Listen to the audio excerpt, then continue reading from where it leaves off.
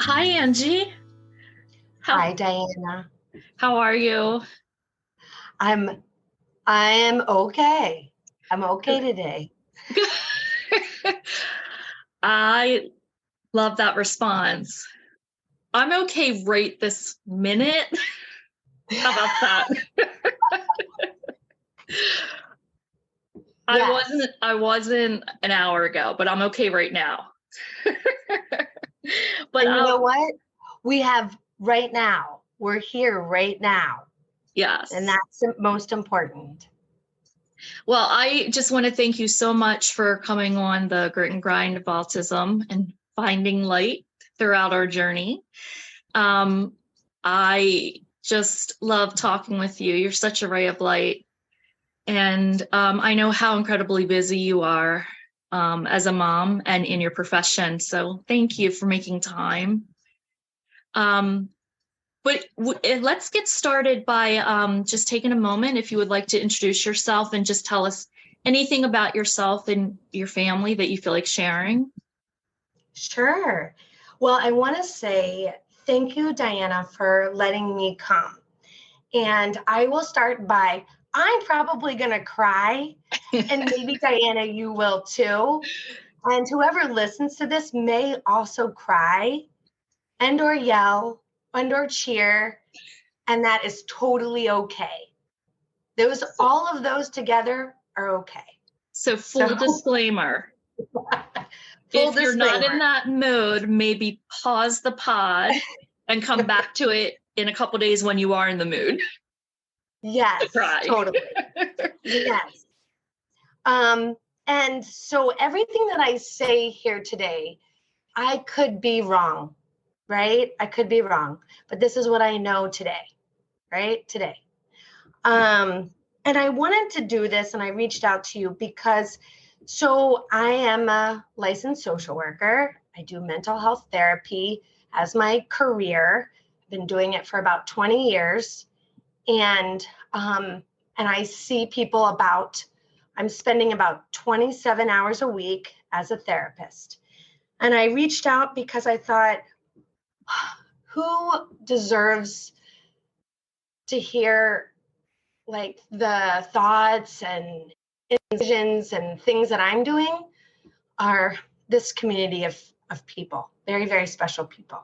So that's why I reached out to you. So thank you. Of course, and I'm Yes. so grateful. Yes. So I am Angie, right? Just Angie. I'm also a mom of two um, special needs children, Elsa, 16, and Luke, 13. And I'm also a wife to Dave. I'm also a daughter. I'm also a sister. I'm also a friend. And I'm just me. I love that. It's a great introduction. We sometimes forget that we're other things, right? Yeah. But we also sometimes forget we're just me. Yeah. Yeah.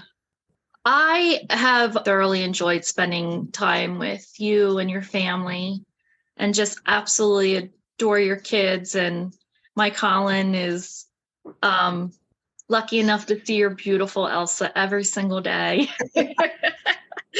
at school. And she's the dearest.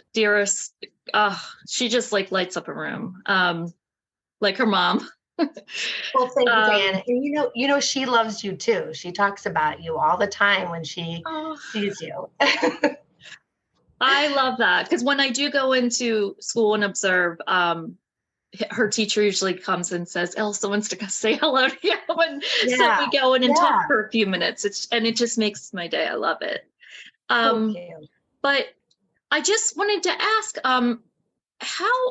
before we get started, and I'm going to hand the show over to you in a moment. Please, But before we get started, how did you end up in the field? Was it just a passion of yours always? I mean, you're obviously a wonderful people person. You're so personable and loving, and I can see how it might have been always a passion, but how did it sort of unfold for you? Sure. Yeah. And I think I'm glad you asked that question, because I think that has made me, I'm in my late 40s, so I feel like I do believe I've become more wise. I don't know if that's true, but I feel like my experiences have helped me with that. So I started when I went to graduate school for social work. I was focused on school-based mental health. So I knew I wanted to do that. I've been a pretty much, I think my friends would say, I was pretty supportive. I don't know, back in high school. I don't know. I I can't remember like what my personality was like back then, but I think I've always been connected with kids and families and giving advice. I think, I don't know, but I did a lot of volunteer work in undergraduate, and I kind of said I think I really want to go into the social work field, you know. Mm-hmm. Mm-hmm. So I did, I focused in graduate school on school-based mental health, and I did school-based mental health for about 9 years. So I was placed from an agency into a school, and I did lots of work there. And then after that, I moved to a FQHC, which is a federally qualified health center, and worked with a lot of doctors, but also was just doing therapy in the FQHC. And then did a little bit of work at a group practice, which really helped me to then get my own practice. So it's kind of been like these settings and experiences with people, so many people. So as a therapist, I have only been a mental health therapist, like as doing therapy, not like case management or, it's always been as a therapist. So I think what I have to hopefully offer today is based on all these experiences and learning and growing. And I'm still doing that. And there's still things I have to work on. So I hope that answered your question. It did. I did. And, we're humans, so we're always learning and growing every single day. And I think I just want to thank you sort of for being vulnerable as a person and as a mother, and reaching out to our community and supporting them with your words of wisdom. So thank you. And Well, I'm going to. I hope the words are wisdom. I'll just go off of what I know, what I think is working, and some good direction for all of us caregivers. Yes. Yes. So I'm going to hand it over to you and just let you guide the discussion, and I'll join in every once in a while. Sure. And you might stop me because I get really excited about talking about these things. I love it. So I'm just going to tell you a little bit about what I've experienced before, kind of my struggles. And it might ring true for you and for other people, but it could be at variety of levels. So I'm just going to kind of like throw out my stuff. Oh, and that's very vulnerable, right? But it's okay. So let's just say that probably in a week, there's lots of crying. In a week, there's lots of crying that I do, right? Crying because I'm happy, crying because I'm scared, crying because I'm mad, crying because I'm tired. Wow, am I tired? Let's just talk about that, right? Like, Elsa and Luke have multiple disabilities, and they need a lot of, and I'm going to cry here, but they need a lot of help with so many skills each day. And while that's not their fault at all, it's really tiring. Yeah. So they need so much help. And sometimes when I'm tired, if I didn't get a good night's sleep, sometimes happens, wow, I'm even more tired. And I'm thinking like, how the heck, I don't know if I can use cuss words, so I'll just say heck. Am I? You're allowed to cuss. This is a safe space to cuss. Well, then let's just say, how the hell am I going to finish this task that I'm doing? There's just points of exhaustion. Like, I just want to go to bed right at this very moment. So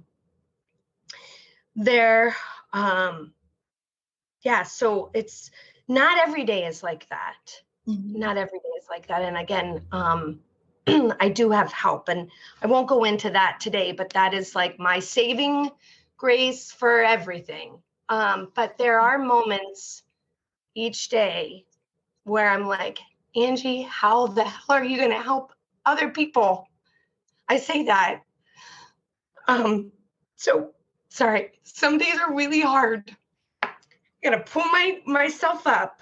Anyway, and what comes with that is the level of, let's talk about, anxiety, right? Like, just thinking about, like, are the kids going to have a good day? Are they going to have a seizure? Are they going to, what's going to happen at school? Are they going to get home safely? What the hell is going to happen if Dave and I die? Oh my goodness. And that flows, right? That doesn't necessarily mean that's every day, Mm-hmm. right? They don't have another sibling. That scares me. Oh my goodness. So those are things that I might walk around with each day or whatever. It's kind of, again, flowy. So a few years ago, I was thinking, I really need to write a book about my experiences. And the first sentence of the book would say something like this. So I'm having a glass of wine and I just took 2 ibuprofen. That sounds about right. So anyway, that was my book. Okay. I'm going to revise that book. That book is not the same now, but okay. So that would have been my book, right? But I'm not a good writer, so I'm not going to write a book. So I'm just going to stick with this first podcast and see how it goes. I could go on, and I don't want to spend time in my struggles. I want to help us. So I'm going to go into my obsessions, if that's okay, Diana, because I think I'd like to be able to talk about my obsessions so that I can go into kind of this like toolkit for us, because that's the most important thing, like the tools that we can use based on each of our struggles. Absolutely. Right? I'm sorry. I just wanted to say, I think that so many people out there are going to relate. I have no idea what you're going to say, but I can guarantee that so many people out there are going to relate to whatever you obsess about that causes the anxiety that snowballs. And so please, I would love to hear your obsessions. Well, okay. Well, so I'm actually going to change it up on you. These are actually good. These are my obsessions are things that have helped me. Okay. I'm switching it up on you. So I'm going to start with, and this book I might reference, but this was one of the first books. I read this book about maybe 8 years ago called The Last Best Cure. By Donna Jackson Nakazawa. I might be mispronouncing her name, but she wrote this book, and I won't go into the details of the book, but she had this part of the book where she was like talking about this article that was made in the Atlantic for foster care parents. And it was called, it was about orchids and dandelions. And how, like, when you are, like, some foster kids come in and they might be like dandelions, where like they just kind of like grow and they're okay. Mm-hmm. Then there's some kids that you may get who are like orchids and need like special, like, just the right amount of water, and the soil just has to be right, and the environment just has to be just so. And then when they grow, they're just the most beautiful things. Mm-hmm. And she made a connection in a way, like, I can't remember exactly, but I was like, I'm an orchid. And I looked at my sensitivities because I am a very sensitive person. Dear God for Dave, who has to do with my sensitivities. But I am really sensitive. But what it made me look at, this is where my revisions on me started. And I read this book, right, knowing that my kids had a lot of things going on. Mm-hmm. And I read that book and I was like, it's okay that I'm sensitive. That's what I turned it into. And so I obsessed over her and I talked about her. Until this day, I still talk about orchid and dandelion references. So, I mean, it's such a brilliant analogy. Yes. So that was kind of this, like, for me, it really grounded me. Mm-hmm. If that's probably not the right word, but that was kind of the first step. Not first step. I mean, I'm always revising because I use that word a lot as a therapist, but it was a book called Think Again. I read that a few years ago by Adam Grant, I think his job is like an organizational psychologist. And he's talking about revising. We can always revise. We always kind of like we can rewrite things. Mm-hmm. And so if we made a mistake as a parent, which I'm going to tell you, I have made many, that we can revise the next day, and that's okay. Yeah. So I hold revisions very dear to me. I use that word a lot. So I am obsessed with Adam Grant. I'm going to say I'm also obsessed with a book called Atomic Habits, which is by a guy named James Clear. I don't really know exactly what he does, but he might be like a life coach. But I came across his book and he just really helps me because I am working a lot and also very busy with, 2 kids. I have to figure out strategies to like my habits on like kind of systems that help me get through. And James Clear is really great. That book is easy to read. It's called Atomic Habits. And so I do talk about him a lot in my life. I'm obsessed with him. One of the BCBAs that have worked, that I don't know if they're coming back, but worked with my son, Luke. She talks about the happy medium approach, which I'm obsessed with. And I don't know if I'll get to go into that because that's more of like parenting stuff, but that's where I pick my battles for my own mental health, happy medium approach. Okay. I am obsessed with this other guy. And again, I'm going to give you the toolkit. And so it's going to like make sense, but I'm obsessed with another guy named Andrew Huberman. He has a podcast called the Huberman Lab. And he's believe he's a neurobiologist and an ophthalmologist and professes at Stanford. And so his podcast focuses on kind of like kind of the peer-reviewed studies and things in terms of his community, like into the public of the improving the well-being. And he covers so many things. So he is super smart guy. I have to pause and listen to his podcast because it's like I'm going to Stanford listening to him. His work has really helped me. And again, I will pull that in with this toolkit that I'm going to talk about. I use, as a therapist, I reference a lot a therapy approach called ACT, Acceptance and Commitment Therapy. Its kind of main concept is psychological flexibility. And I take a lot of those concepts and really try to apply it myself. Mm-hmm. So that is also what I'm obsessed over. And the last one, which is the one that I think going to be most helpful for us, is a lady by the name of Lisa Feldman Barrett.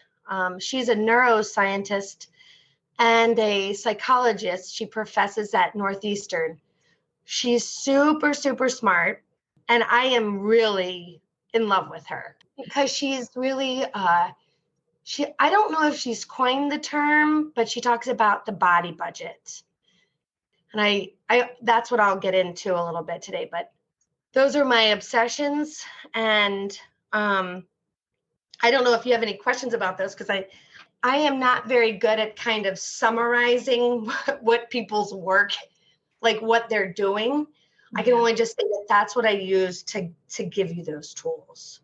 Yeah, no, it's all sounds very interesting. I'm not familiar with any of them, and I read and research a lot, but maybe it's because it's more accessible in the counseling therapist world. I don't know.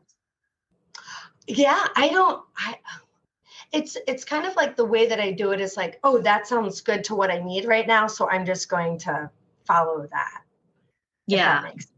absolutely. We'll put the links in the podcast notes for others as well. Great. So let's start with this. Are you okay if I just dive into the toolkit? Because then that's where we're going to have discussions. Okay. Absolutely. So I want to start with this. I wrote myself a note to talk about Wednesdays. All right. So let's talk about Wednesdays. So Wednesdays are half days. Half days of school. And I don't experience this now, and I'm so thankful. But Wednesdays for a long time were my hardest day. Or were my hardest days. So I would, prior to me having my own practice, I was probably seeing about on around average in that week. So I'd work Monday, Tuesday, half day Wednesday, Thursday, Friday, about 35 people a week. And I would, and it was hard because it was, as a therapist, it's hard. Can be a hard job. And then I would come home and I got the kids off the bus and I'm like, all right, what are we going to do for them? How am I going to take care of them? And be present with them while I am so mentally exhausted. And I would think like, because we would either do rebounders or I took them to the Y, or I would, I don't know. I would just think about what I'd have to do. And I would just probably be crying and just saying in my brain, I'm so tired. I need help. I'm so tired. I need help. I would kind of replay this in my brain all the time. Yeah. Right. And I don't know what it was that clicked for me, but I was like, this is tiring thinking like this way. Like, how can I get this day over with? Right. Like, and that's horrible. Like to think about, like, how can I just take care of the kids and get this day over with being so tired? But I know that I'm not the only one that thinks that way. Right. Like, so I kind of, again, I don't know where it came from, but I'm like, I gotta enjoy this time. And I know that I'm tired, Angie, but I'm going to say, like, that thought is there that I'm tired, but I'm going to be as present as I can with Elsa and Luke so that I have the energy for them, because they deserve that. Yeah. They don't deserve me be thinking, let's get rid of this, end this day. So I think it started with my mindset on Wednesdays. How am I going to handle that on Wednesdays? And that was that first shift for me. So I don't know if that makes sense to you, Diana, what I just said.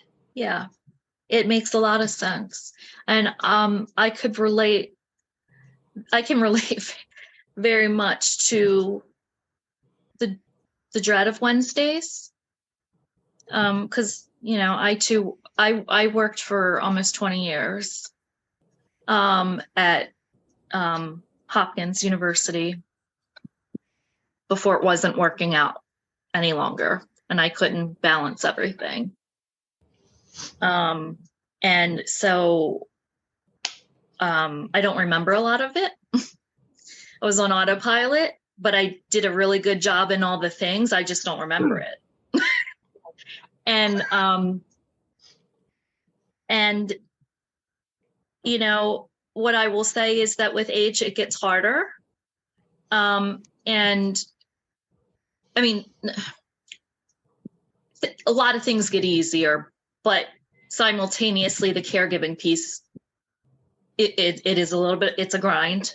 It's no one's fault. We will do whatever it takes for our children, but it's really hard on a 48-year-old, you know? So, you know, and then you said one other thing. It is sad, but I can openly admit that there are days still where I'm like, can I just get through this day so I can go back to sleep? You know, and especially this time of year with the seasonal affective disorder, like that really bothers me. I'm sure, I don't know if it affects you, but I'm sure it affects many, many people listening. And it's just icing on the cake of all the complications. So it makes perfect sense to me, Angie. And you're right. Our kids do deserve that presence. It's just hard to tease out. But that's why you're talking to us now. So let's talk about, and I know it's going to seem like out of order, and I'm going to try my best to like make sense because this could be like 3 hours. Right? So the present, I'm going to say present moment work, which is a kind of an ACT concept, right? The acceptance and commitment therapy, present moment work. So I'm going to kind of tell you how I do that with knowing that there's other parts of me that say I'm tired and I want to go to sleep. Okay. So I'm going to give you an example. I mean, I have many, so I'm going to give you an example of what I use. And again, everybody can revise and change it up however works for them. I'm just going to give you these ideas of what I use. So present moment means I'm here and now, even though my brain is saying whatever it's saying, because our brains say a lot of stuff. Okay. But I'm going to pause and I'm going to tell you a little bit about Lisa Feldman Barrett. So why I can talk about our brain. And Lisa Feldman Barrett, oh my goodness, if she ever heard this, I'm probably going to get things wrong. I'm summarizing it the best that I have watched so many YouTube videos of her, and I've read her one book, which was so helpful, called How Emotions Are Made. But I might get wrong what she's trying to say, but I'll just go from my perspective. But so she talks about, well, let me just say that Lisa Feldman Barrett, she's done like 20 years of work on emotions and across disciplines. So I kind of trust her, right? She's reviewed things. I trust her. Anyway, she talks about the brain as like being in the dark, right? And I mean, like, think about it. It's literally in the dark, and it goes off of your past experiences and sensory input. That's what it has, right? Yeah. And so and its job is to, like, our nervous system, our brain is to budget our body. It's called a body budget. That's what she uses. Again, I don't know if she's coined that term, but it's a body budget. So our nervous system is not necessarily, it's not like thinking. It's not for thinking. It's actually budgeting all of the things that it has to do. The brain does a lot of things. Okay. So I use the word, I always say this, like my brain is saying, because my brain is only saying what it already knows from past experiences and sensory input. if that makes sense. Yeah. Okay. So my brain is going to go and say a bunch of things from the past, right? Like, like if my son is doing a behavior, my brain's going to go, oh, what did he do last time? Remember what he did last time? And oh gosh, I hope that he doesn't do that this time, right? I hope that makes sense to you. Yes. Okay. So I kind of want to say, like, our brains are going to go off and do that. They are. And we got to get back into the here and now. So the here and now looks like this. So I have to do like thinking about the morning time and the routines of helping brush teeth, helping wash face, wiping some heinies. Those things are very rote. We have to do them every day, and we can get up all in our brains because they're rote, right? Mm-hmm. Yes. So here and now, ready? This is it. Now, I am biased because they're my kids, but I do find my kids are beautiful. I'm going to give credit to my husband for that one. He's a very handsome guy. But they are very beautiful kids. So, and somehow they have blue eyes, which I do not. And Dave does not either. So, but they have beautiful blue eyes. And so I have to focus on their eyes, right? I'm brushing their teeth. And man, could I get in my head, right? Because it's like I do this every day, 2 times a day, brushing their teeth, right? Now I'm also working on those skills of brushing their teeth, right? Like having them hold the toothbrush. How do I have them hold them? Having them sit up, right? And so I'm like, those things are also going on in my brain, but I'm focusing on their, like, just them and their beauty, right? And looking at them and looking at their little like forehead and, full freckles, looking and very long eyelashes. So again, that's where I put my focus. Now, does my brain go off? Yes, it does. That's okay. I'm going back to focusing on that. Mm-hmm. Mm-hmm. Does this make sense? It does. It does. I understand it. I can feel it. I can see it in my head. And you're right. Our brains start to wander when we're doing something rote. But yeah. It's like I knew it, but just hearing you explain it, it was like, yeah, I understand that.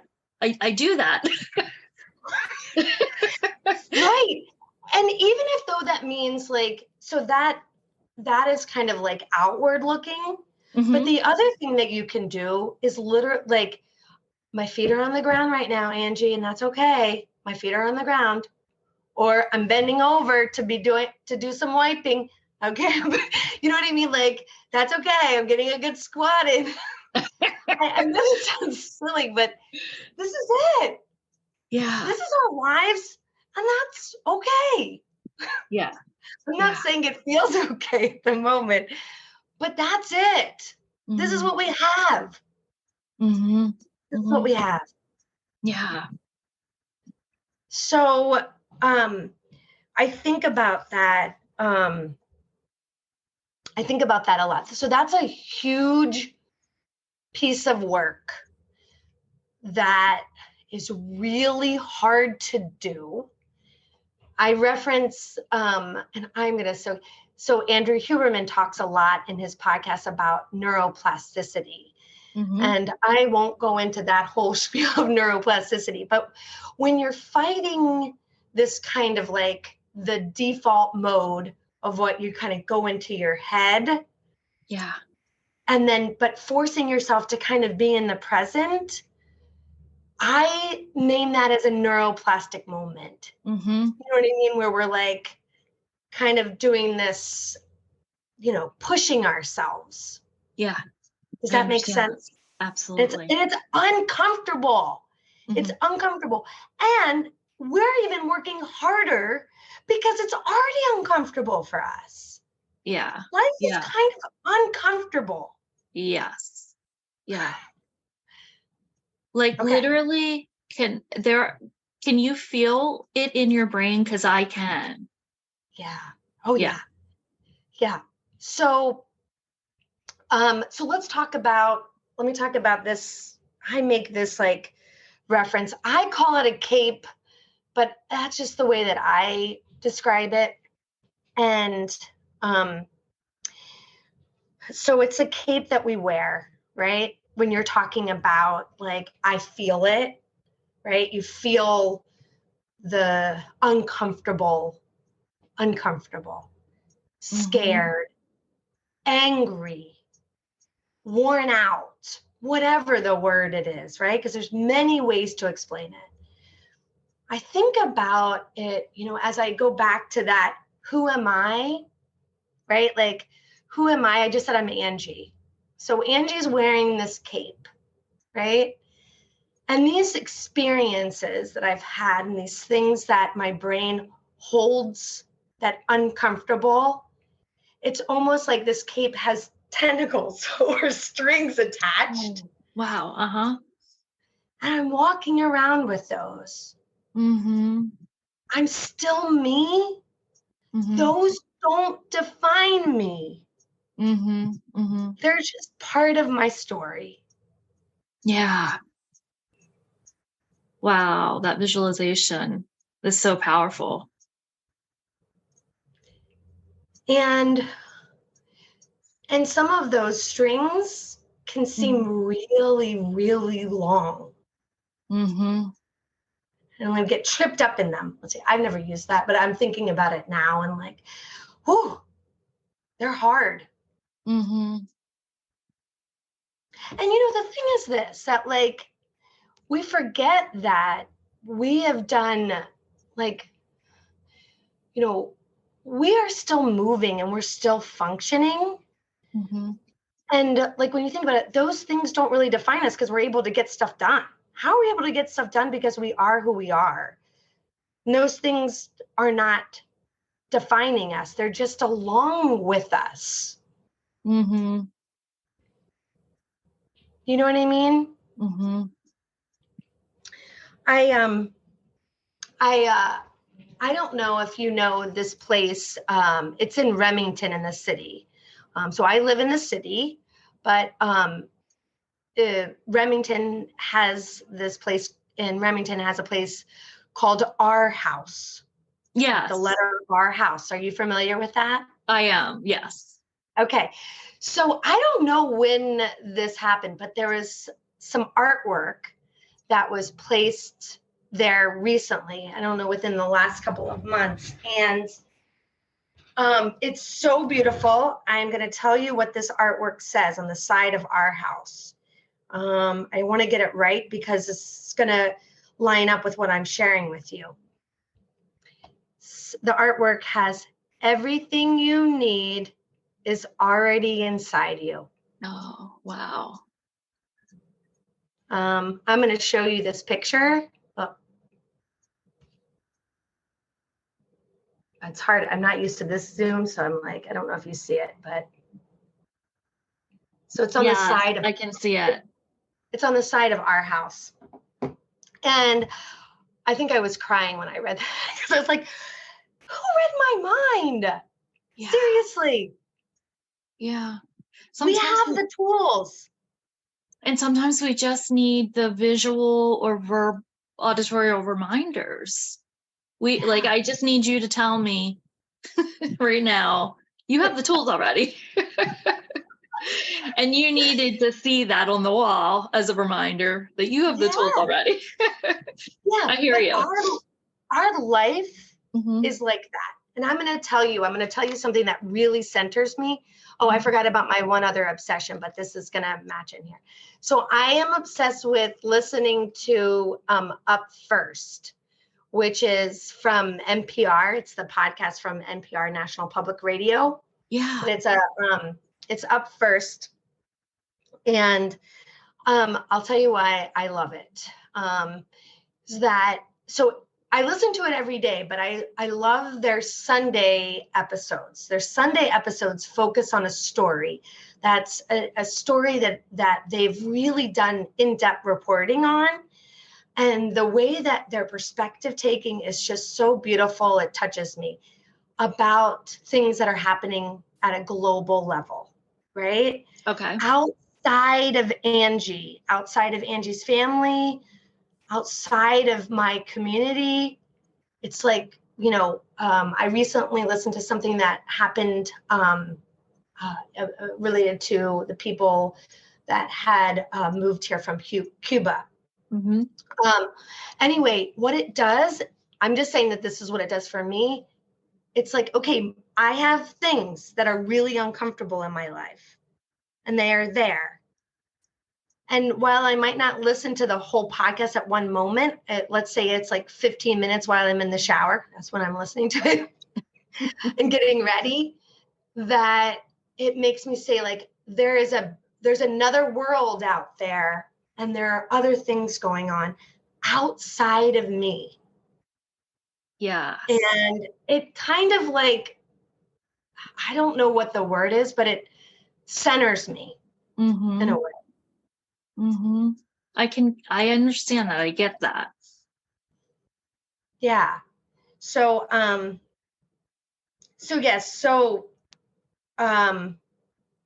that was really helpful for me, because I can be like, especially if it was a bad week and, the kids were not doing well, or I, can get stuck. So that really is one of those things where I think it's okay to look outside, and it's not a distraction and it's not an avoidance. It's more just like, okay, there's a world out there and things are going on. Doesn't mean that I can just understand that and realize that, you know what I mean? And be present with that. That makes sense. Yeah. So how do this one is a big one. And I think about this a lot, which is how to, again, I'm walking around with uncomfortable a lot, tired a lot, scared a lot. All of those are existing within me, and that's okay.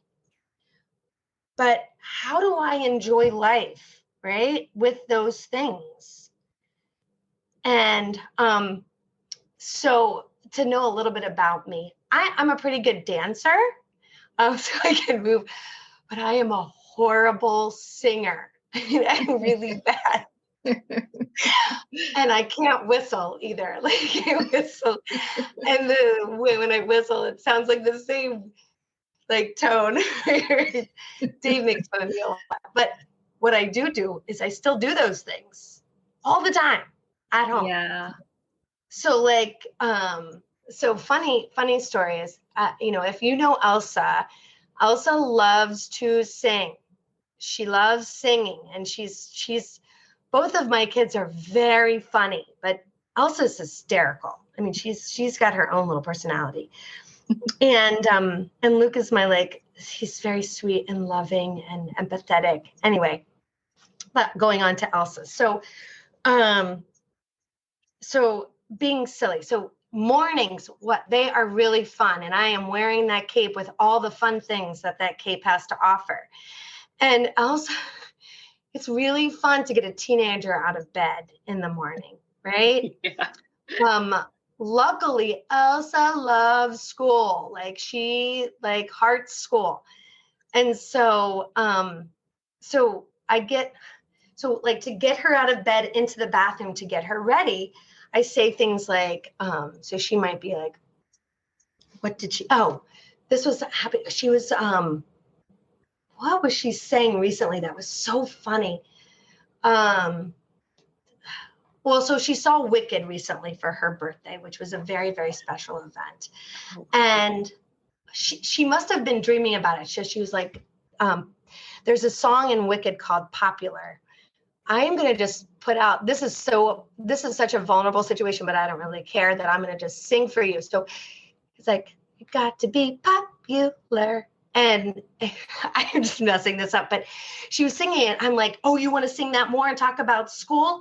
All right, let's go to the bathroom. So I get her to the bathroom by kind of singing singing, and going to talk about school, right? Because she wants to talk about school and what she's going to do at school. So I get her and I'm like singing, and then I'm playing popular on Google that's in the bathroom. Thanks to Dave for setting that up. So I'm trying to be as present as I can. It's in the morning, lots of things to do. This is the way it looks. I'm singing with her the popular song from Wicked, and I'm dancing, and I'm in my head a little bit because I'm like, I have lots of things to do today, but I'm also being present with her and singing popular. And that's being silly. Yeah. And fun. That's one example. I also, so Elsa and Luke grew up with listening to Raffi. I don't know if you know Raffi. Baby beluga in the deep blue sea. I don't know. Anyway, he's like an old folk singer. My sister grew up listening to Raffi, and so then like we started listening to Raffi. But he has a song called "You Brush Your Teeth." You brush your teeth. So like sometimes, again, rote activity, brushing teeth, right? Spend lots of time doing that. I'm like, I got to get into present moment. Brush your teeth. Brush your teeth. So like that is that kind of where I shift present moment and being silly. Yeah. Yeah. And so I think microphones and houses and karaoke machines or just even making the noise is really what we need. Yeah. Right? That gets us in the present moment. Yeah. Right? Yeah. Okay. So that is kind of those getting through the daily struggles. Yeah. But I will say in the, for myself, I am also obsessed with Spotify. I have Spotify, and if people can get that premium special, I do wish that you get that, because then you can get if there's a song you like, then it tends to it'll play other songs that you like without commercials. That's a great present moment. I'm calling it, and you can't, and like doing in quotations, present moment, because there's a reason music is made. Yeah. Music is made to get us to be in it. Yeah. When you're driving, even with your teen, child, whatever, by yourself, you can use music. Mm-hmm. Get music. Mm-hmm. Go ahead. No, 1,000%. I completely agree with that. And we use music every single day. I listen to music literally all day long. And when Colin, I actually drive Colin, just because we live very far north, and he would need a one-to-one on the bus because of the seizures and all of that. And we can't find one. So I drive him. So we have multiple Spotify playlists, and he is a big, he's a big Ed Sheeran fan. Like, he's going to the concert in June. And I let him, it's this whole thing. I let him pick the music, and 9 times out of 10, he picks the Ed Sheeran playlist, but that's okay. What's the shape of you? I feel like I heard that 20 million times. Yes. Right. But we also listen to, his repertoire is grown tremendously because we keep doing it, because it brings us happiness and joy. And we start the day by listening to Mozart, though. That helps us get our day started. And then we end the day with on his iPad in his room, he has on a sleep meditation. It's music. It's not a guided meditation. And sure. I have the same. So literally all day long. And I couldn't agree more. We might, he might not be able to like sing the words vocally, but it's feeding him and giving him so much joy and putting us in the moment, like you're saying.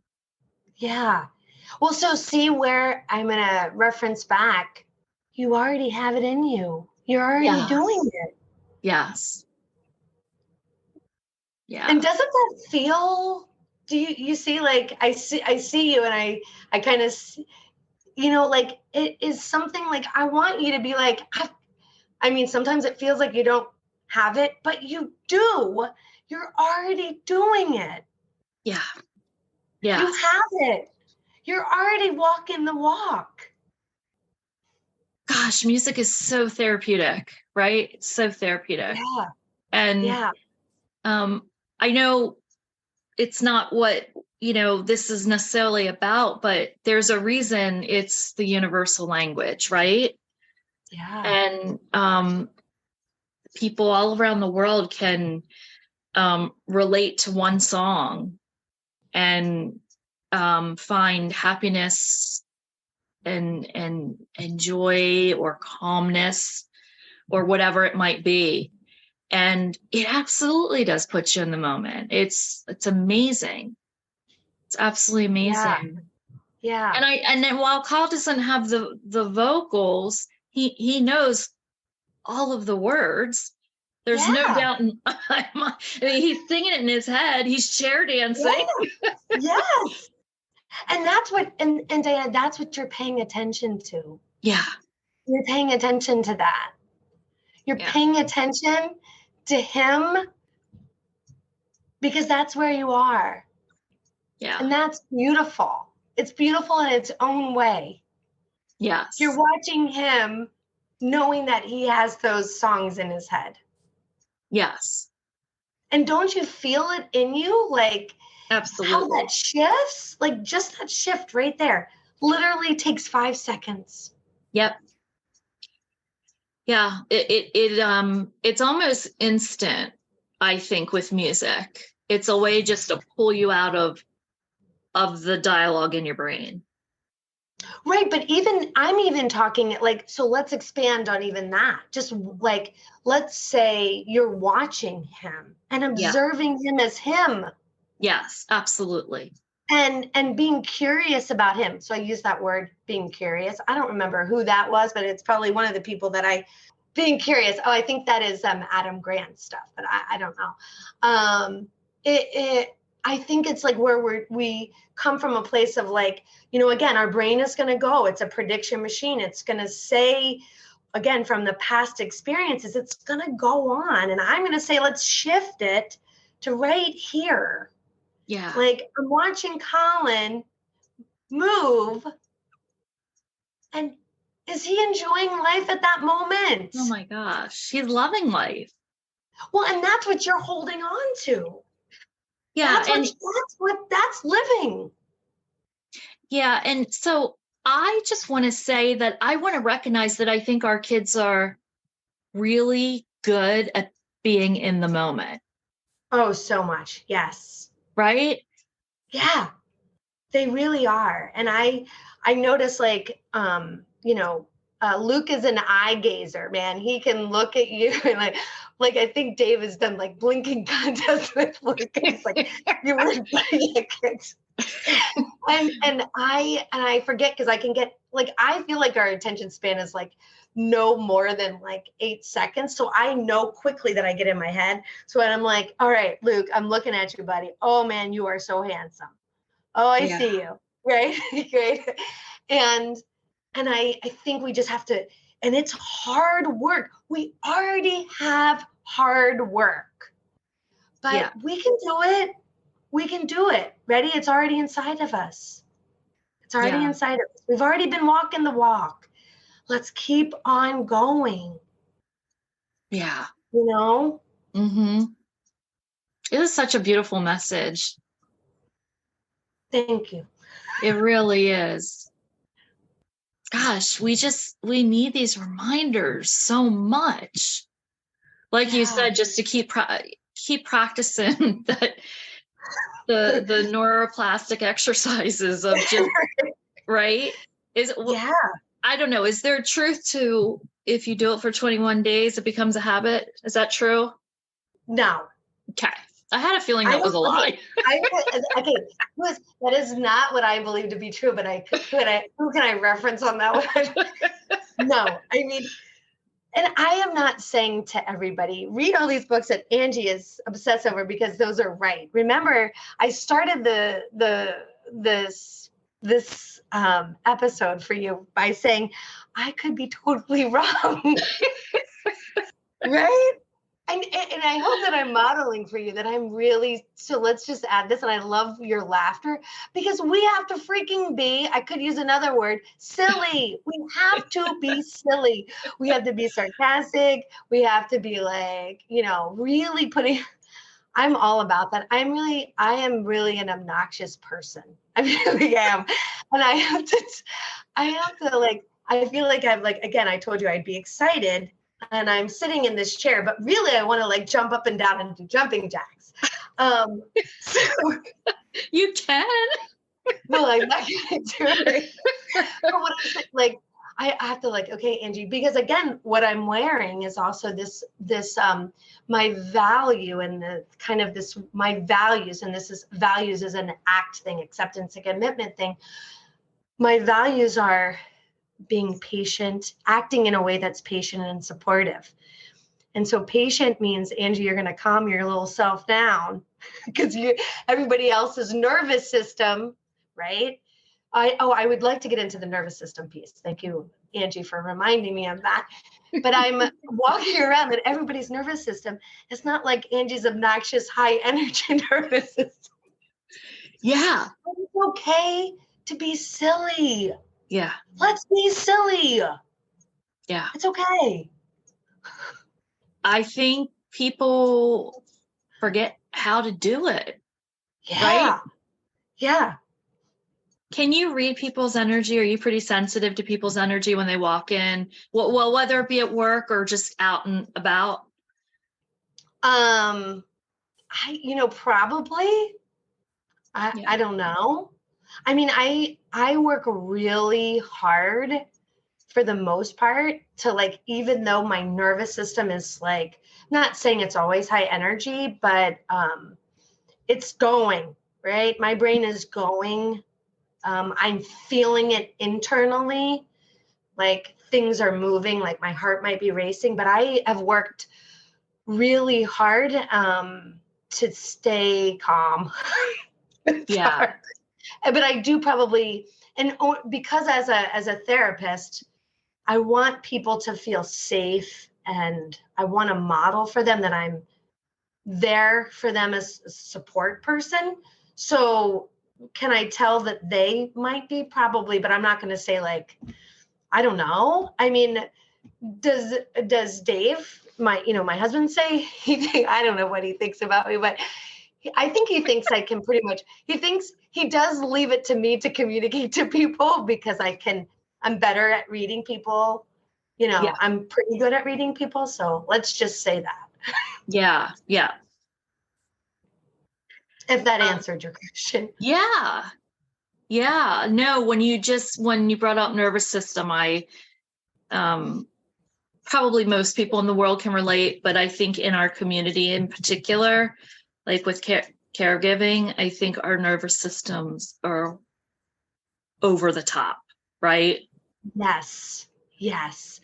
And are you okay? I'll just dig into that because that's really important. Again, I do parenting work and as a therapist because I've worked with families for so long. That's where I started, right? And doing school-based, I had to do a lot of work with parents because I did a lot of home visits. But so I have this quote that's in my office that says, and this is from Lisa Feldman Barrett, and it says, "We are caretakers of each other's nervous systems."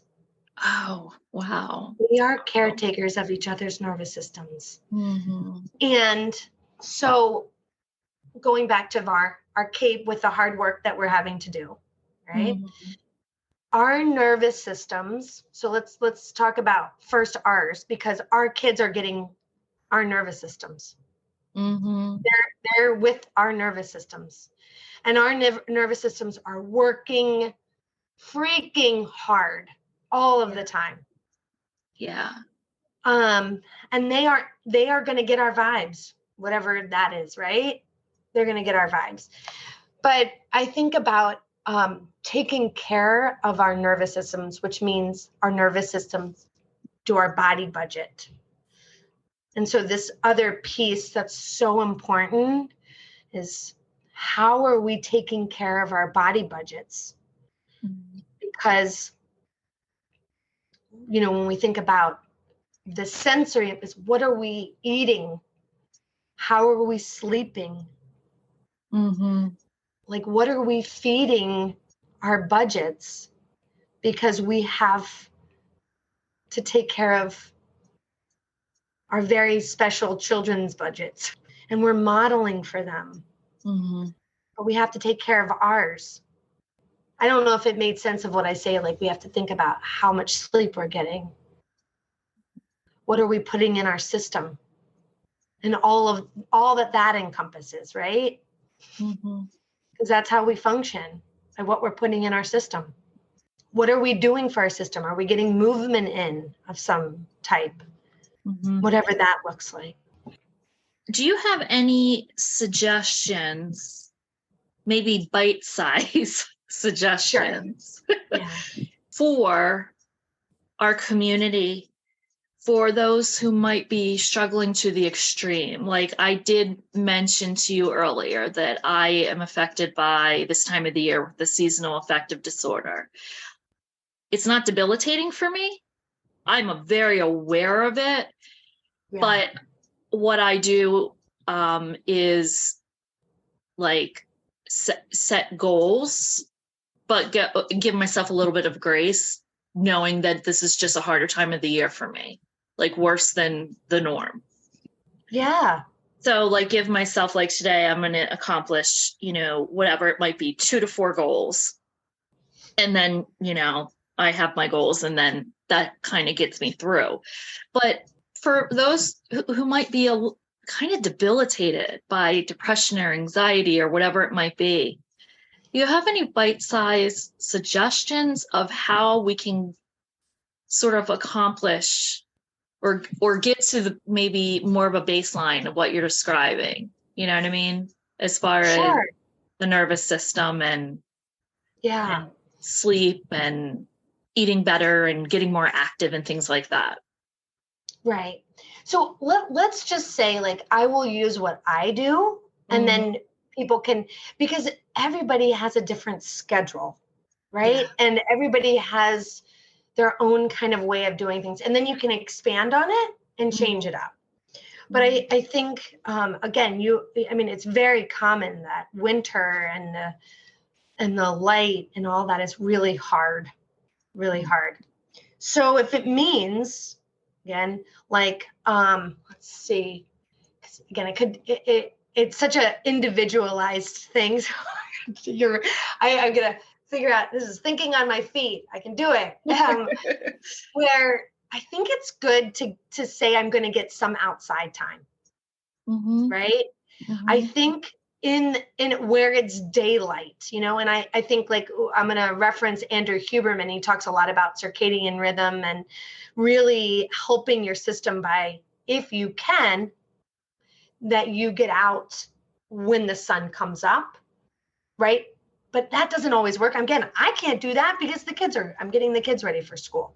But if you can get some outside time, and that might mean putting on your gloves and putting on your coat and just stepping outside for 5 minutes and breathing in the air. I know that sounds kind of crazy. And people may say, Angie, I cannot do that. I'm with you. I know I'm not, but you're already walking hard. Like, and it can be, Diana, that you go and, as I see light coming in from your windows, it may even be that I'm going to open the window, open the shade, and freaking look outside. Right. Absolutely. If it's even that. I know that sounds kind of dumb, but I'm literally, we got to start from somewhere, right? So getting some connection with nature. I mean, we could have you could have a whole thing on what nature does, right, to our systems. But if you can connect with some type of form of outside, I think it's really good. I do, Yeah. if you can, in some form. Again, I want people to be flexible with that, with what that works, especially in the winter time. Yeah. I look at the winter time as like, I think about when I'm looking outside and kind of trying to work at getting out of my head, right? That again, my head is not bad. I love my head. I'm going to have a good relationship with my head because that's what I have. That is me, Angie, whatever. But I am, and I say this to a lot of the people that I work with, and I say, I'm going to look at the contrast, like the brown of the trees with the sky is where I put my focus, and it brings me a whatever it brings. I'm going to say sense of joy. It's that. And I know that sounds kind of dumb, but that's what I do. Yeah. And I'm not saying that, again, I'm not walking around with uncomfortable. Still uncomfortable is walking around with me. Okay? Yeah. Yeah. But I'm also doing that. Yeah. I'm also let's talk about when you're saying like movement, all right? So if you get, again, and I don't want people to like, I got to schedule a movement exercise. It is hard to find time to think what we're always thinking, but like, I'm thinking, even if it means, I don't know, give me an idea and I mean, movement could be anything. I did some downward dog, right, with my kid or something. I don't know. Or yeah. I did, or I did some silly dancing there. I got some movement in, right? Mm-hmm. It can be, I'm very flexible with that. I think we should be. That was some movement. Good. We're going to get some in. If I was sitting for a while, let me just stand up and go look outside standing up. You know what I mean? Like, yeah. Yeah. I hope that makes sense. It absolutely does. I think the opening up the blinds is like just a perfect thing, because I think a lot of people do sort of cave themselves in, especially this time of the year, and a lot of people are still working from home, and if it wasn't for us Zooming right now, these blinds would be open, by the way, because everything downstairs is open. It's like it's part of my process in the morning. I walk around and lift every single blind and open all the curtains for exactly the reason you're saying. And it does help. It helps so much. But it's just about connecting with nature and letting the light in. And it helps your brain more than you know. And see, you already have it in you. See, you're already doing it. Yeah. It goes back to that. Yes. And going to the grocery store and doing laps counts. Thank you. That's it. Do it. Thank you for reminding me. And us, yes.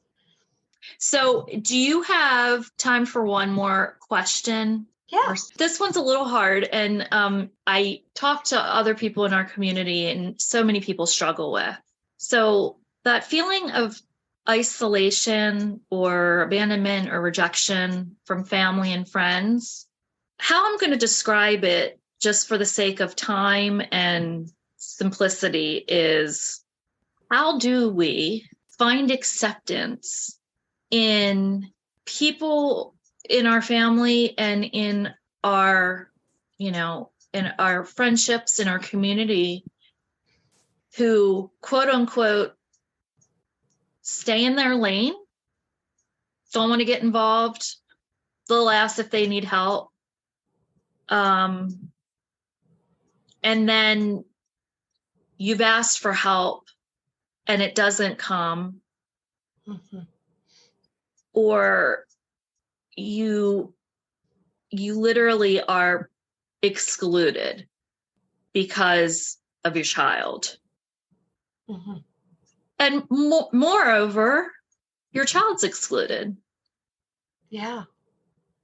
And I know that is a loaded question, but what it comes down to is the overactive nervous system, the depression, the anxiety, all of it, the fear, everything just bubbles. It just gets magnified because of these feelings of abandoned or misunderstood or nobody cares, or, family members I haven't talked to in so long. I'm not the only one. Yeah. This is across our community. Yeah. Oh, goodness. Okay, so let's see if I can. Okay, so I'm going to pull in the therapist hat because this looks. I am going to say that I am very grateful that I have such a loving family across the board. I really do, and they just jump in the bandwagon with us. But I'm gonna think about it this way, because these things are going to exist. We can't. So I say this. It's really hard to change other people's behavior, right? The person that we have, what we have control of is ourselves. We can wish, and we can want, and we can be angry with other people's decisions and things of whatever they bring to the table. And so the short of it is that what you have control over is kind of where you put your focus. You don't have control of what other people do or their actions. And you could stay in that in your brain. You could stay in that for hours and hours and days, forever. And that's where I think that present moment work, and again, this is like kind of, again, I'm not trying to be therapy, but this is where I would go, is that you have the here and now, and you're not going to be able to change other people's behavior. What you can decide are the people, like in the ACT community, accept does not mean agree. When you have acceptance does not mean agree. It means receiving. So you can receive that information that is happening, right? Like, this is happening in my life. You don't have to agree with it. And then you can kind of decide, what are the actions that I want to do that I know best that I can do, even though that this exists with me. Like, and it is hard. It's kind of like, this one's a cape. This is a cape string that's very long and difficult, and it's hard. And I could be in my head about it, or I can kind of just say, like, what am I going to do right now? Because you could spend, you can't figure out why the people are doing stuff. Like, that just takes so much of our mental effort. Even if you were to communicate to them, like, why are you doing that? Or what is this from? It's just, you might never know. You might not get an answer. So I don't really like to spend time in that. Yeah. And even if you were to tell them, I didn't really like, that you can definitely do that, but you can't control how they're going to handle that. So that's where I go back to this, like, knowing what I know, and that this is painful. And it is, again, it is painful. Painful. I'm still here. I'm right here. My feet are on the ground, and I have this painful feeling. And I'm going to move forward with whatever decision I make in handling a situation. That is what's going on outside of me. And I can't control that. I hope that makes sense. It does make sense. And I thought you brought up a lot of valid points. Is the risk of talking and telling that person how you feel even going to change anything? Are you going to like what the response is? It's all these things. And you're right. You can't change behavior. You can't make people want to be in your life or your child's life. And you can't make people feel thoughtful or be thoughtful either. Yeah. So the only thing I want to add is the tentacle with that is not only long, But it's freaking heavy as hell. It's like a boulder or like a cement boulder you're dragging around. But do you see how you're laughing about it? Do you see how we're changing? I mean, that's the kind of work I do, is like changing the relationship to it. But do you see how you change the relationship to it just like that, by saying, like, I've got this freaking boulder that I'm walking around with. What the hell? It's so true. It's so true. And I did need to laugh about it because it's been heavy. It's been heavy for a while. And then there was, a crossroads with it. I'm tired of being in that space with it. Yeah. Yeah. We have a really special community. And so I'm so grateful for that. Right. Yes. Hearts to everybody, right? Yes. Angie, thank you so much for sharing this time with us, with me, with our community. And, I think this is going to be so helpful to our community. It was so helpful to me because there is one of the things, you are mom, like you said, wife, Angie, the friend, the therapist, all these things. There is some validation that comes from talking to someone who understands and also happens to be a therapist. Thank you. And thank you for being vulnerable as mom in this space. Thank you.